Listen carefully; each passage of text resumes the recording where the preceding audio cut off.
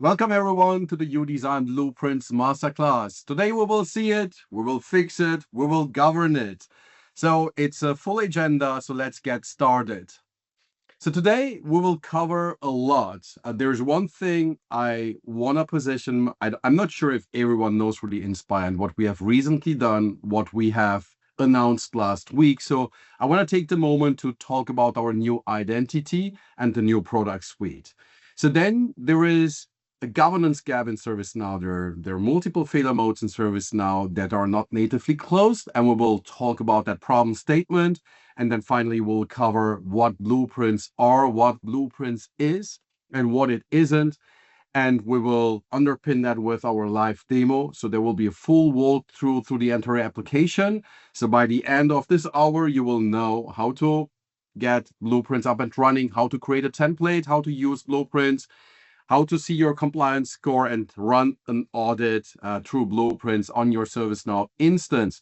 And finally, if we will have time remaining, we will have a couple of minutes of Q&A, so it will be your turn. But in the meanwhile, I would encourage you, just put it into the chat. We have a Q&A section. We have the chat, just use it. The team is here to answer any questions if something is popping up.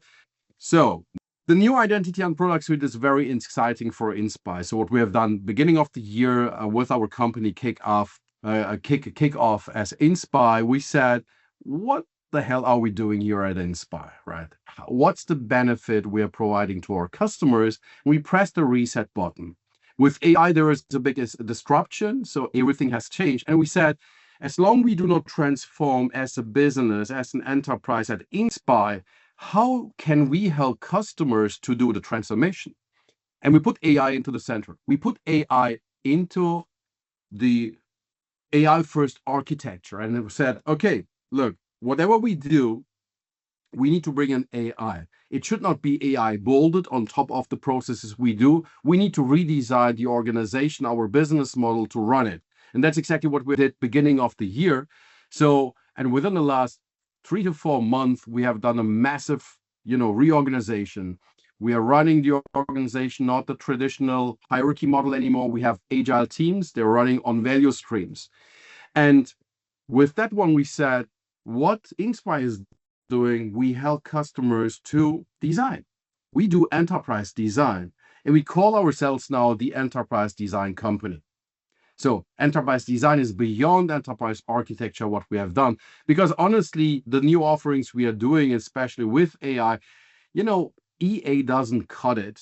We came up with a new category. We call it enterprise design. It's becoming very exciting now. And we said the solutions Inspire is delivering on the ServiceNow platform, we call YouDesign, that brand we have already 3 years ago, where we created this collaborative, innovative, infinite canvas kind of thing 3 years ago. Some people think it's new. No, we have started that journey 3 years ago, and we're repurposing this YouDesign brand, incorporating the other applications we have, and call it the Enterprise Transformation Suite.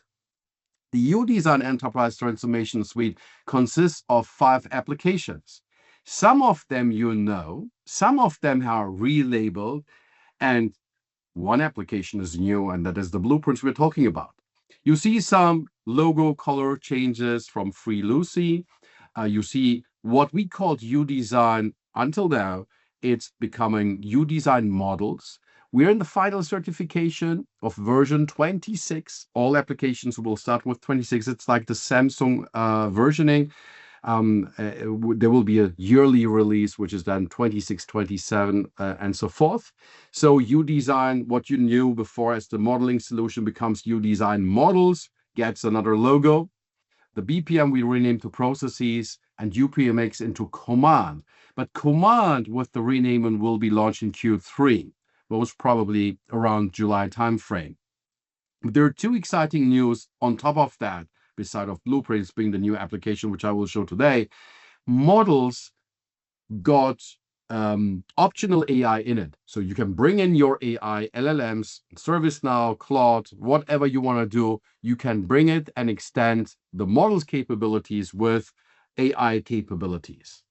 The command, you can do the same. But here's the thing, we have built our own AI.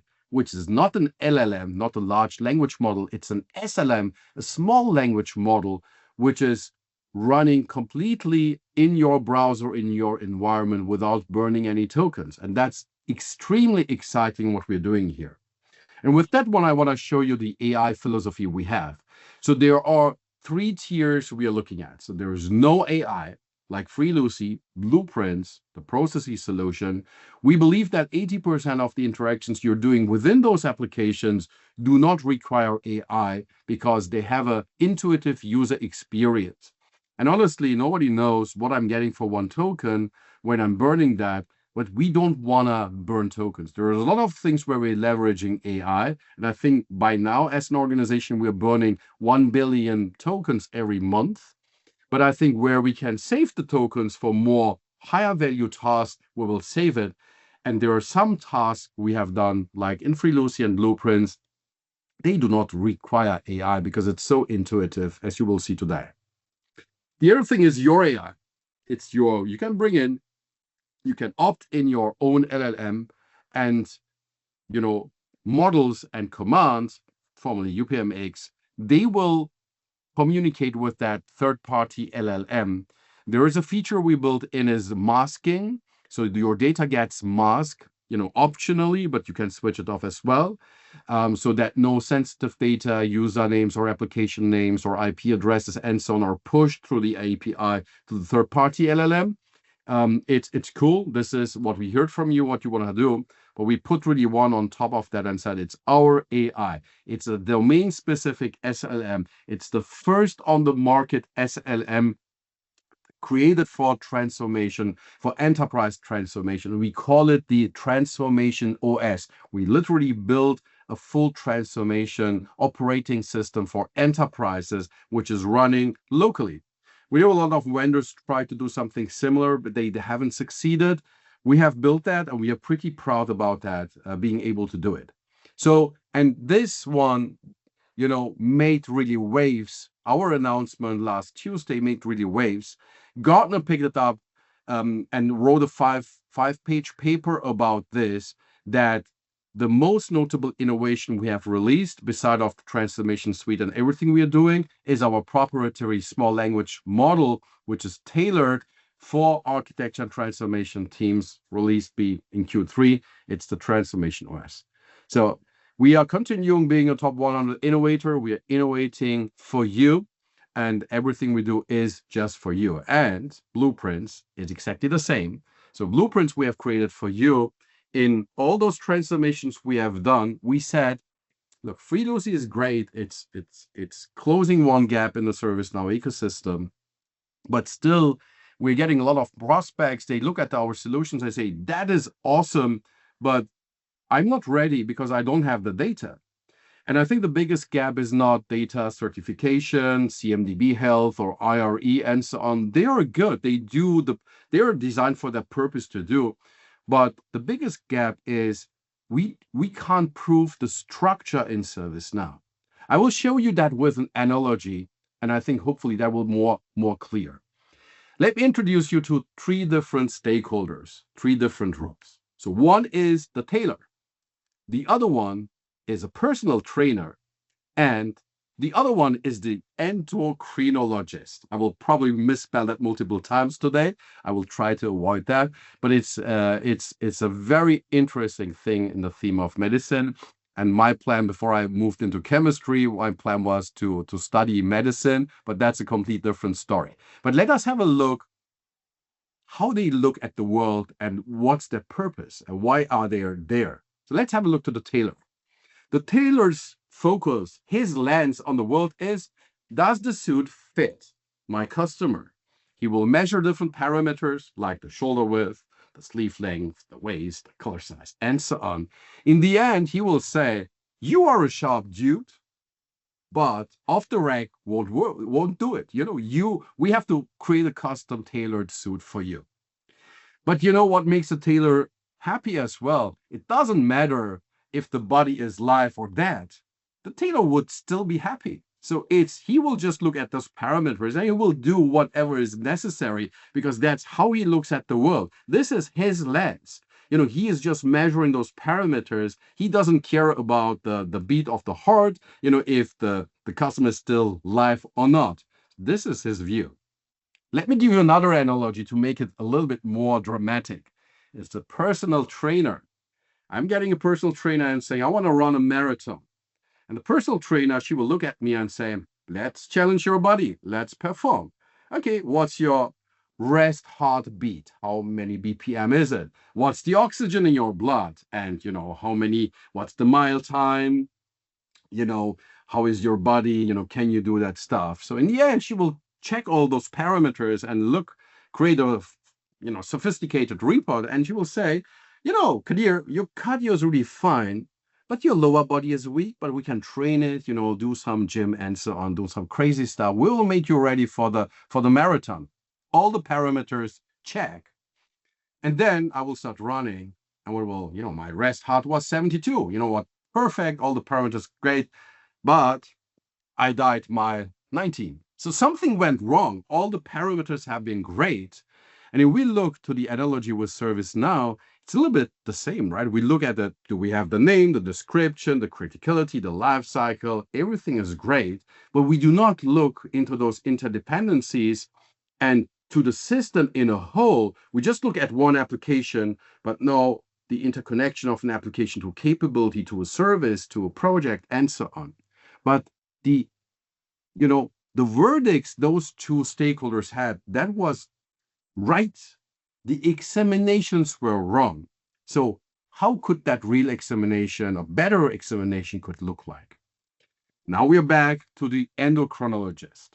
So she is looking basically if the system is functioning, and the endocrinological system, which is, driven by the hypophysis in the hypothalamus, this is the center as well, doing the wake sleep thing with the serotonin and the tryptophan and the melatonin and so on. There's a very interesting metabolism in that little area of your brain, but which has an impact on your heart, on your thyroid, the pancreas and everything. So all those stuff, is depending. So those organs, they are like, objects we have in the ServiceNow, landscape or in our platform. And there are connections as well. The pituitary to thyroid feedback is very essential in that hormonal balance. The adrenal cortisol cycle, if you have too much cortisol, you're constantly stressed, and that will, infect basically everything in your body. Or the insulin response loop, I think you get it.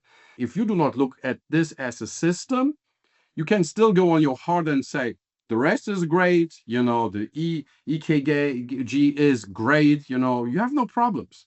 But once you connect that with the relationships to the other organs and look as well of the healthy ranges, like the thresholds you have or you need, there is not enough iron, or there is too much iron, there is kalium missing, whatever, you will have a lot of dysregulations within your body.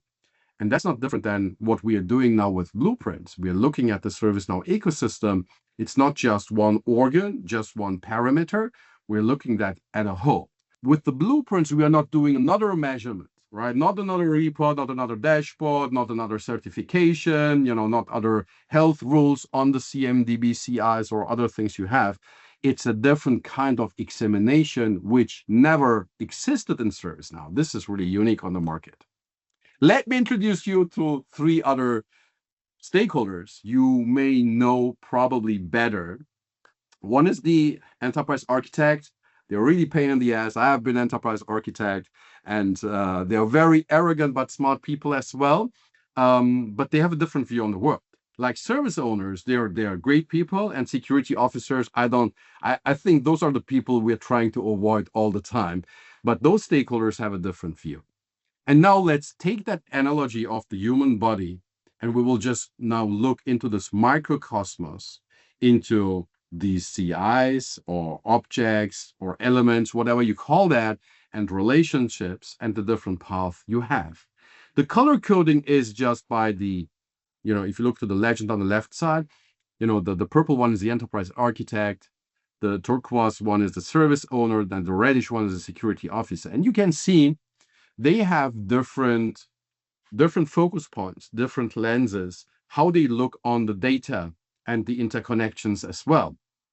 So not everyone has the same understanding. When they look on a business application, they look differently. One is checking, the heartbeat. The other one is measuring against the waist and trying to make it fit. So this is the same analogy we have with the ServiceNow data. There's just different lenses. And one thing I've learned in architecture, or what architecture taught me very early, is if I look on my data on my enterprise, I'm looking from a specific lens, from a different perspective. And when I look from a financial perspective or a security perspective, that doesn't mean that anyone else is wrong. It's just a different perspective. I'm looking at the data and those interconnections. So there is no universal truth.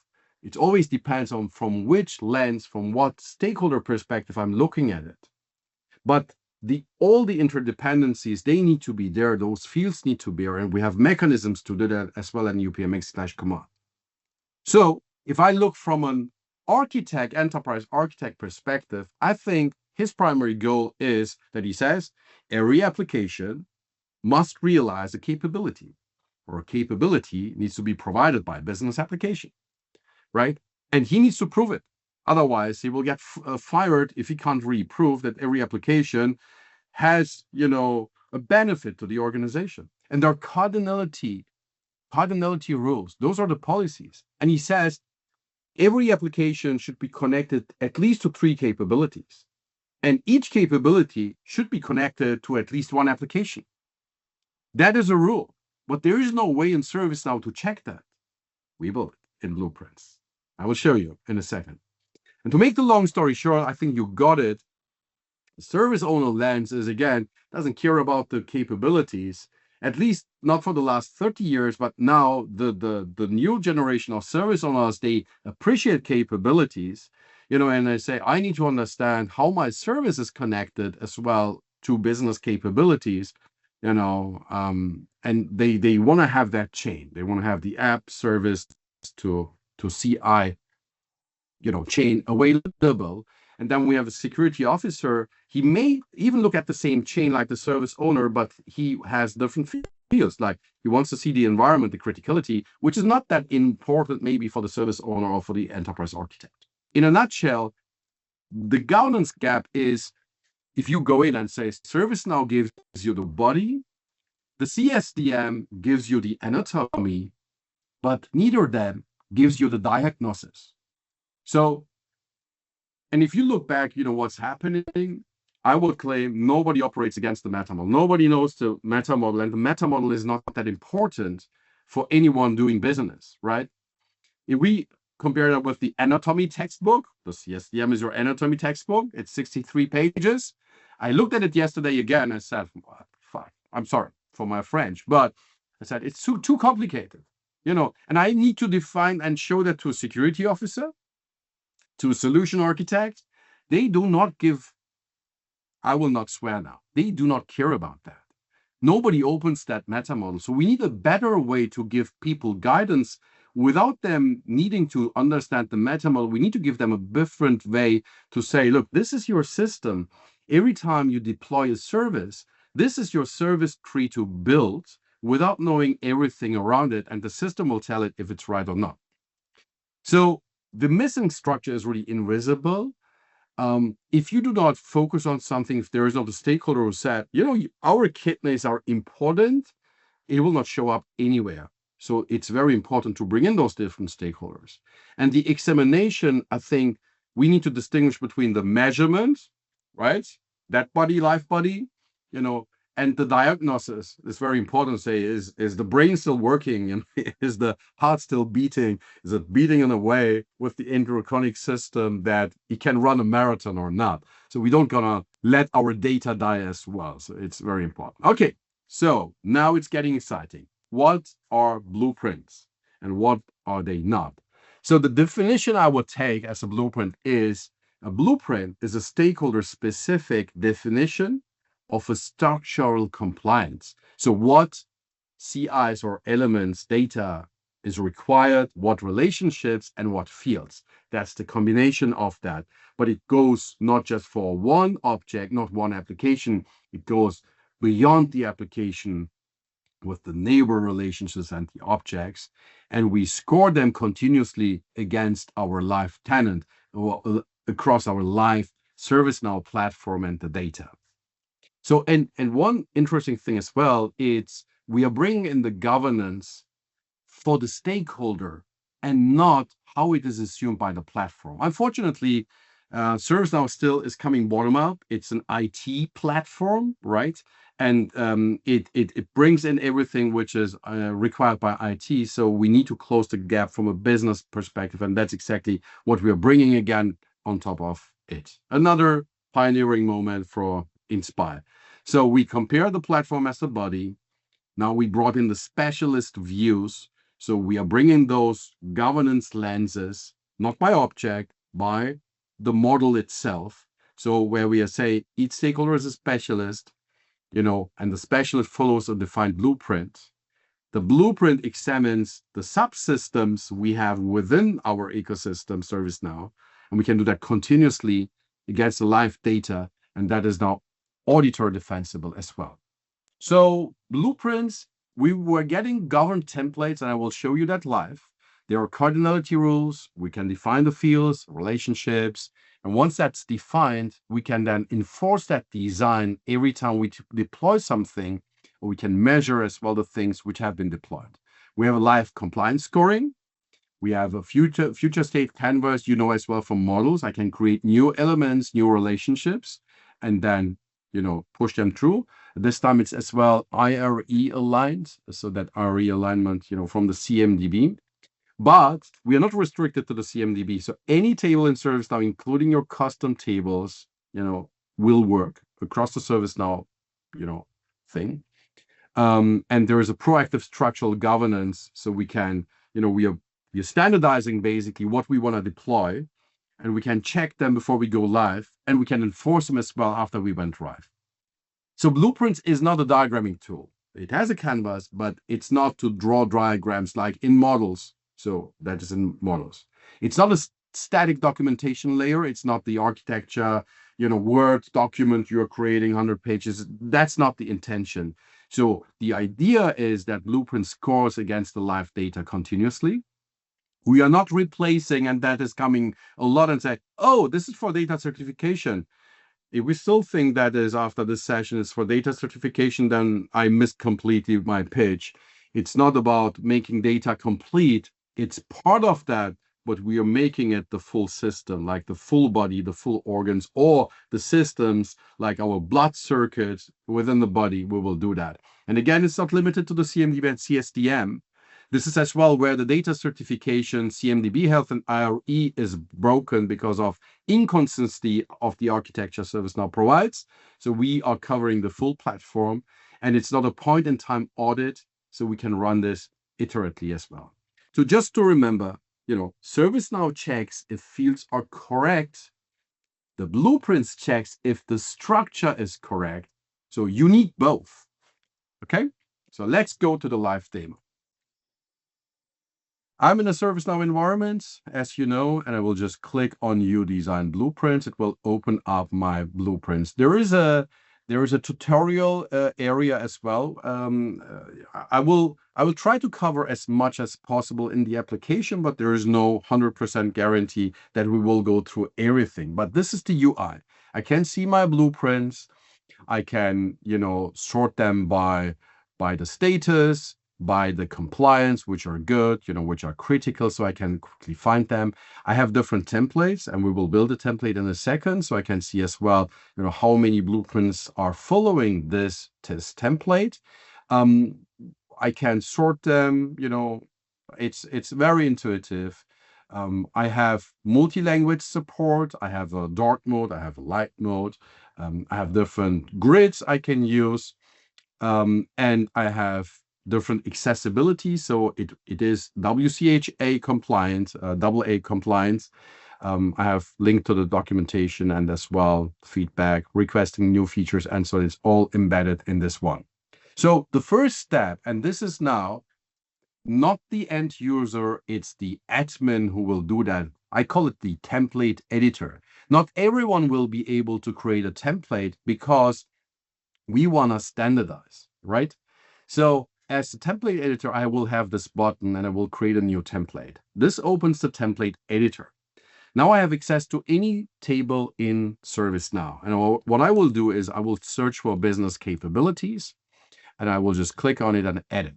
So it added a placeholder, and this is not to fill in the data now in. This is basically now we are creating a template. We're defining the cardinality rules so that other people can use this template and fill it with content, with the data. The next thing I will do, I will just add a business application. Okay, and you see as well, it's identifying those suggested relationships. It's getting them. Absolutely. I could as well access related lists like the digital interface. I could just double click on it. I can use the plus button, or I can just, do a drag it over and it will edit as well. Of course, I can use the delete button to delete those things as well. So, and let me add a business service to it. So, and what's happening here, you see here relationships which are white, and you can see as well relationships which are orange. So the orange ones are relationships that are inherited from superior, basically from the CMDB CI superclass. So that is important we do. And here is a problem because the meta model has evolved over 15 years at ServiceNow.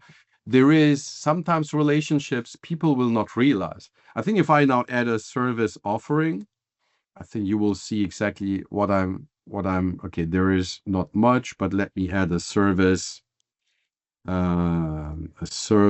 instance. Service instance.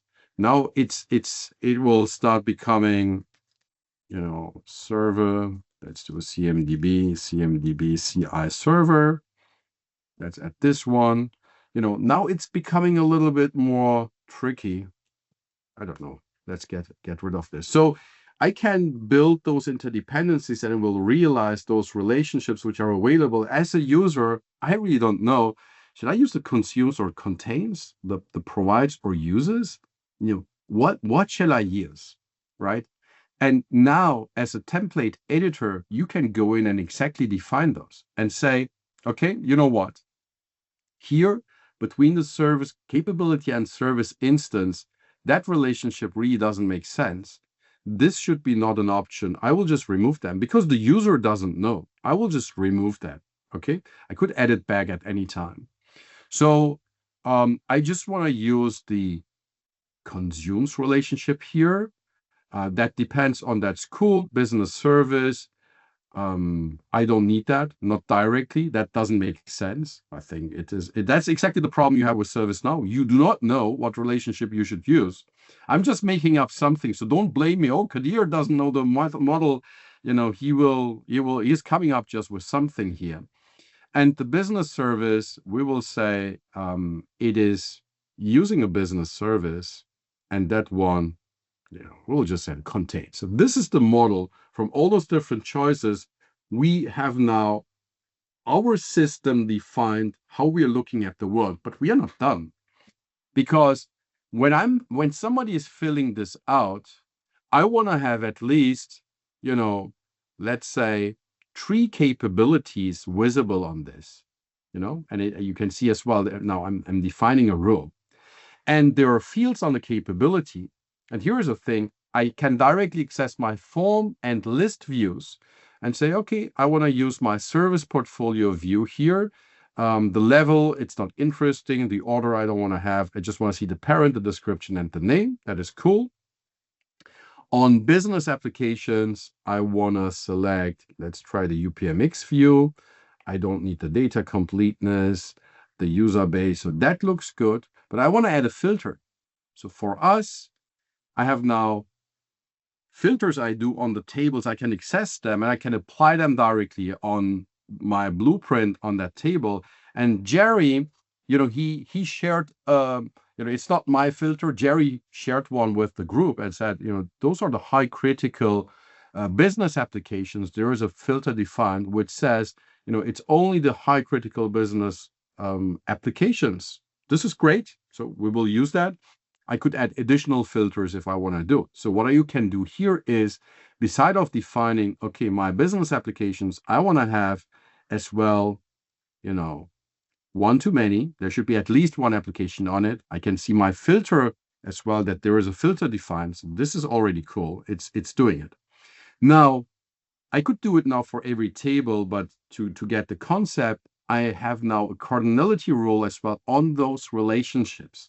Here, I can now define and say, it's a many-to-many relationship here in this case, but it's directional, right? So it points just from capability to application, but the cardinality goes two ways. I could say, you know what? I want to have at least one, so my capability should at least one relationship to a business application. On the other hand, each application should have at least three, or I could say they should have not more than three, right? If they have more than three, I'm breaking this rule. It's great. It's a complete different way of looking at the data as well, because there is no report, no way in ServiceNow to do that. But we can now enforce that cardinality and say, if an application has more than three relationships to a capability, we will flag that. So that needs to be fixed. Those are the rules I can define. First of all, I can define my ecosystem I want to look at. I define how many objects I'm allowing, because the template has two purposes. One is I will fill it out to deploy a new application with those interdependencies, or a new service with those interdependencies, and I need to fill it out exactly as defined.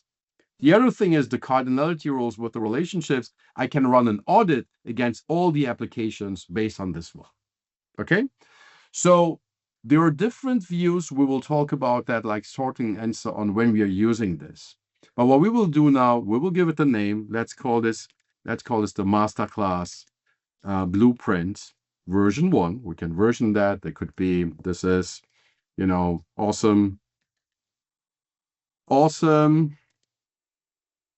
awesome end-to-end, capability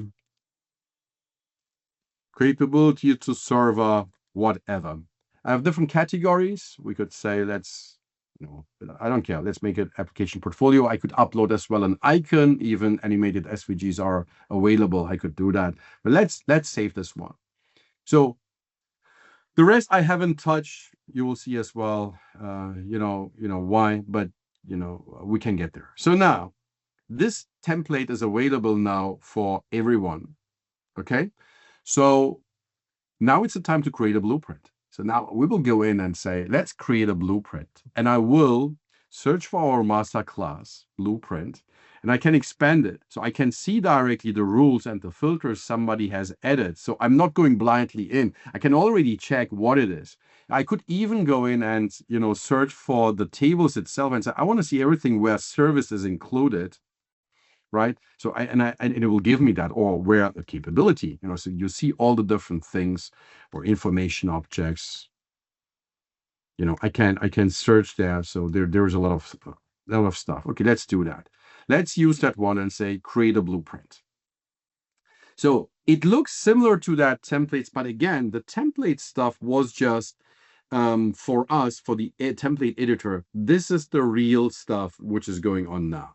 What is it I can do now in here? My blueprint can have a name as well. I will say it's the MasterClass blueprint. We are creating now here. We are still in draft, but we want to deploy this by end of this month. Okay. I'm the owner. That is cool. What can I do now? I can go in and look at the rules. That what I'm missing. So this is the first time I'm seeing it. I will go in and say, okay, let's open the data hub. And the data hub we have in here is, unlike the other solutions, it is now tailored to this blueprint. I'm only seeing those 20 applications with the filter Jerry has created, right? And I can click on it and I can see the applications. I can either drag and drop them, double click, or press the plus button, and it will edit. And while it added them, you have seen it has loaded 4 business capabilities. So now I can expand this and make this nicer so I can see everything.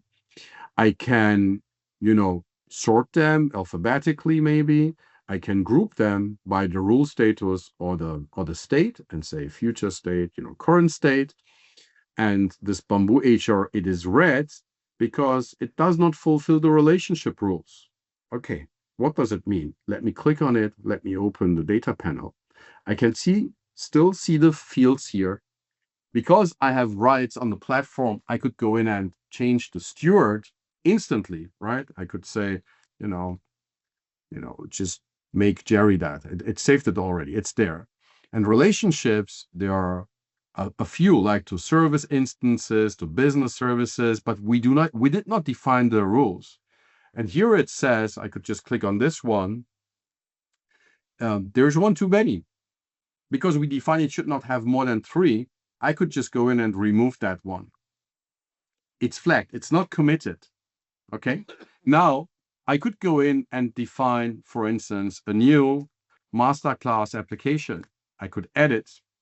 And this is now flagged as a future state application. And now I just go in and select the relationships I want to add. And boom, that's it. Of course, there are still 4 fields missing. It flags that as well, but we do not enforce the fields yet. So I can update them or I do not update them. So we could do that. So the same goes now for the service instances, for the business services. I can go in and keep adding stuff.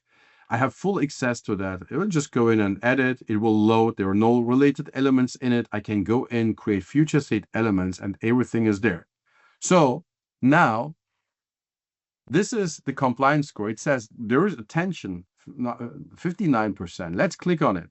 It will show me, okay, elements, they're all passing. That's great. But relationships, there's still one. There's one over limit, that Bamboo HR, that application that was over limit.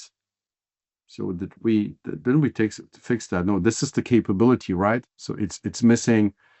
It's missing. Oh, we deleted that, but it needs at least one. And now the other one messes up. You see, so I'm going from any direction. So what's happening now? It's as long I do not follow exactly the rule, it will break something, right? So, and to get it compliant, I need to make sure that either my rules are right? In this case, I think we have fixed it as much as possible. So, and then I could go in and commit those changes like I do. There is a new application we have done. There are relationships, and we're deleting one, and that could be used then to commit that. And then what it will do those changes, commit it, and then that's it. Let me save this one. So with the attention stuff, what I can do as well, maybe I don't want to fix everything. I can just go in and export this as a PDF document. It will give me, okay, there is still some stuff which needs to be fixed. It will show me everything, which is pretty awesome. But here is the other awesome feature, is if I go back and run the auditor will ask you as well what template you want to use. And we will open the auditor with our MasterClass. And again, it shows me the rules in here, what rules we are using. And now I can add like those 20 applications. And I will group them by like the status and just run the audit. What it takes now is it's taking all my business applications against the crazy rules we have defined. And you can see that only 4 applications are passing the compliance because of our definitions we have done in the blueprint. And those 20, they have just failed. Again, I can export that as a PDF, or I can just go in and click in here, and it will bring me open the form view of the business application.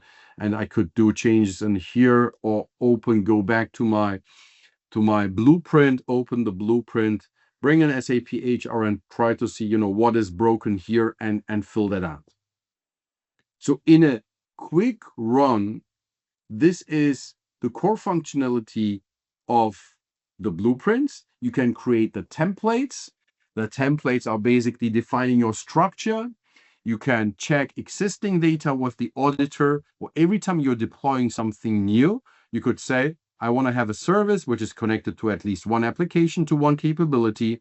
And this business service or the technical service should have 3 servers. And every time people go in and use the blueprint, they will see exactly if those things have been achieved, if there is still something broken, if something is inconsistent, if a relationship is too many or missing, whatever, they can go fix it. And that is the story. So that was basically it. So what we have just learned is, see it?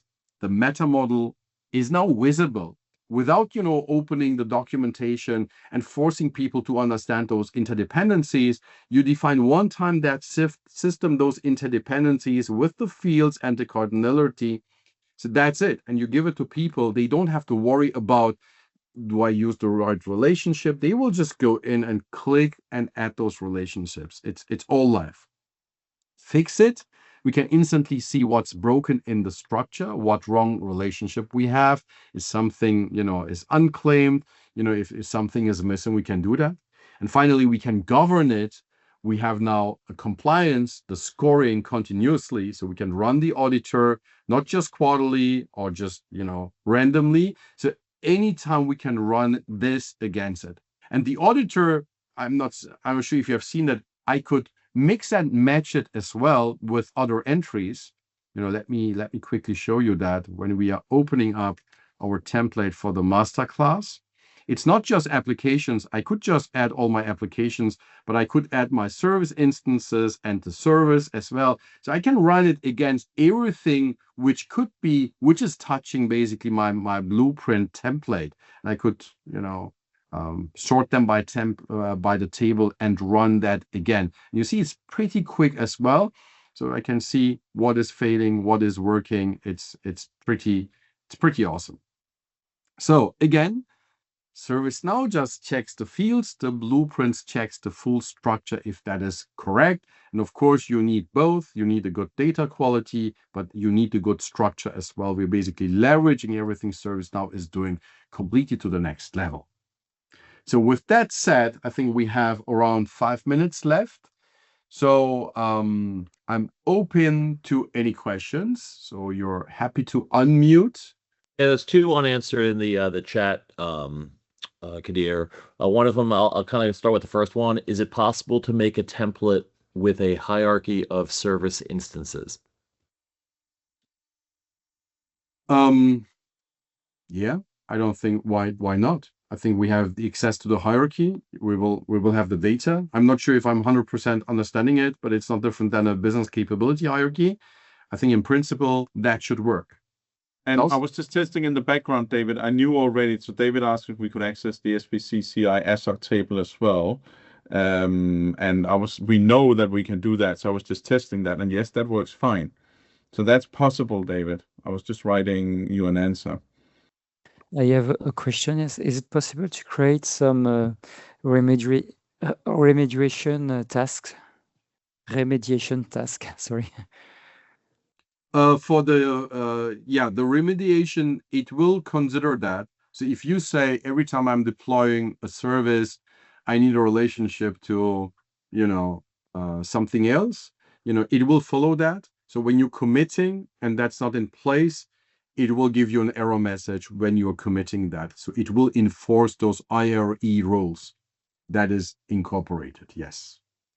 And when you create relationships as well, it will consider as well that entry. I can't remember that field name, but in the IRE you can see, okay, this relationship has been created through blueprints and not via discovery or something like that. You can see that difference, yes.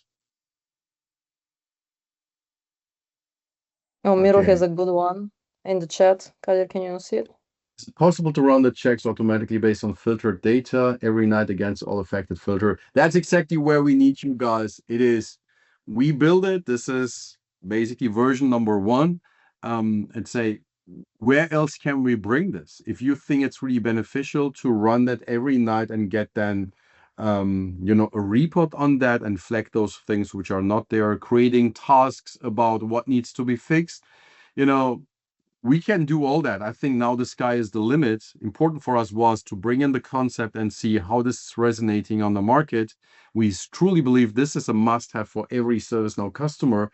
But that is something we can bring in, like the PDF reports and so on. It's what we thought is great. We already had a lot of prospects and customers who said, this is what we need. We try to build this, and just let us know. Sonia, can it interact with Now Assist agents? In principle, I do not see any restrictions. At some point, we will open that as well, like a CLI or an API open for agents as well to interact with it. So it could populate those blueprints automatically. It can run the audit against, automatically as well. I think that is something we will do. But the table, the structure is open. I think once you define it, you could give it to an agent. It could digest the JSON, which is basically defined for those cardinality rules, and it could use that to run the audits as well. Yes, in principle, yes, but there is no automatism that you just plug in Now Assist agent and it knows what a blueprint is and what it is. That's not built in yet, but I think in the future we will enable that. In the end, I believe every application, every software needs to have the human interface, but it requires as well the AI interface as well. That will come. Yeah. Hey, sorry, it's Sonia. I was thinking that maybe like it could basically feed based off the audit response tickets that would then be assigned to, like, say, the owners, like say this business app failed, right? Therefore, hey, can you go take a look at this and get us the correct data or get us the data? Yeah. That ties back to what Paul Miroslav was asking as well. I think that goes hand in hand. I think once we make that data available, via API or CLI, whatever we are using there, then it will be very, very easy to do that. At least we need that connection point. I think we missed one from Akash. Is there a functionality to add alerts, notifications, or we have the functionality to define that the relation rules and seeing which rules are violated? Yeah, there is no automatic, auditing currently, and I think that is something we would love to better understand from you as well. What do you think? What we should implement? Is it daily, a weekly, monthly, on-demand scheduling of those audits automatically? And with that one, we could have then that alerting, that notification stuff.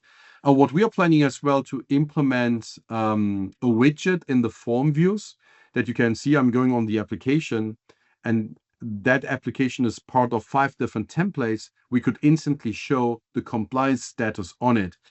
So that will be a little bit like that alerting stuff. When you go on a form, you can see it, but a notification, we haven't done it. Tell us, guys, what you need. I think we are more than happy to build that in. I think those are the easiest things. I think we cracked really the core problem here. Now it's much easier to bring in those notifications and so on in. Cool. I do not see any additional questions. If there are any questions, just drop that to us. More than happy to cover them. The last slide I basically have for you, how to get started. I think, as I said in the beginning, the bad data structure isn't an excuse anymore. You can prove it on your own instance in 30 days. So there's a free 3 days trial. You can access it directly in the ServiceNow store or just follow inspire.com/get-blueprints. It will direct you to the store. There's a try button and a buy button. So install it from ServiceNow store. It's completely hands-free. There is documentation as well in our new knowledge base, which is as well AI assisted. Then author your first blueprint, follow the instructions, and then audit your live data against your tenant, your ServiceNow tenant. So that's basically it. Was a pleasure to do this masterclass with you. Our team will follow up with the materials, with the slide deck and the recording. If you have any questions, do not hesitate. Just reach out to our beautiful sales team. you know, or our technical team. If you have any other ideas, just you know the channels, just reach out to us. Have a fantastic day and see you hopefully in one of the next master classes. And I'm looking forward as well to talk about the command, probably in the next, you know, 60 days or something like that. There will be another session. So take care, have a wonderful day, and see you soon. Thanks, Kadir. Thank you. Thank you. Thank you.